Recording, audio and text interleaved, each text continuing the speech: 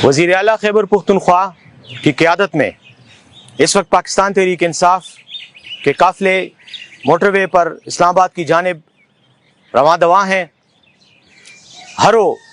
पुल जो दरियाए हरो के ऊपर है और जो बुरहान इंटरचेंज के करीब है,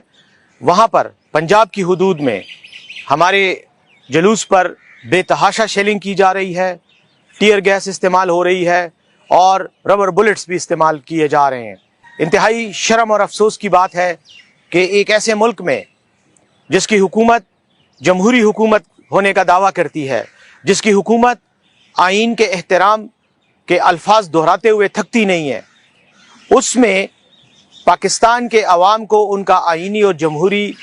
एहतजाज का हक अदा करने से रोका जा रहा है और रोकने के लिए पुलिस की और रियासत की ताकत को इस्तेमाल किया जा रहा है। हज़ारों की तादाद में बरसाए गए आंसू गैस के शल इस बात का सबूत हैं कि इस्लामाबाद में मौजूद गासिब, बददियानत और जेली हुकूमत तहरीक इंसाफ के इस एहतजाज से खौफ में इस कदर मुब्तला है कि इस्लामाबाद को ना सिर्फ एक महसूर शहर बना दिया गया है, कंटेनरों के पहाड़ सड़कों पर खड़े कर दिए गए हैं, बल्कि अरबों रुपए की लागत से तामीर की गई मोटरवे को एक्सकेवेटर के जरिए खोद कर उसमें खंदकें डाल दी गई हैं। इन बेशर्मों को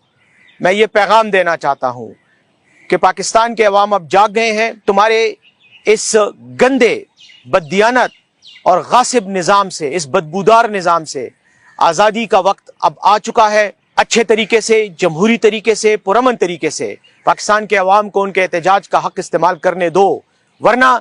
मामलात ना सिर्फ तुम्हारे कंट्रोल से निकल जाएंगे बल्कि तुम्हारे इक़्तिदार के खात्मे का दिन भी बहुत जल्दी ढल जाएगा।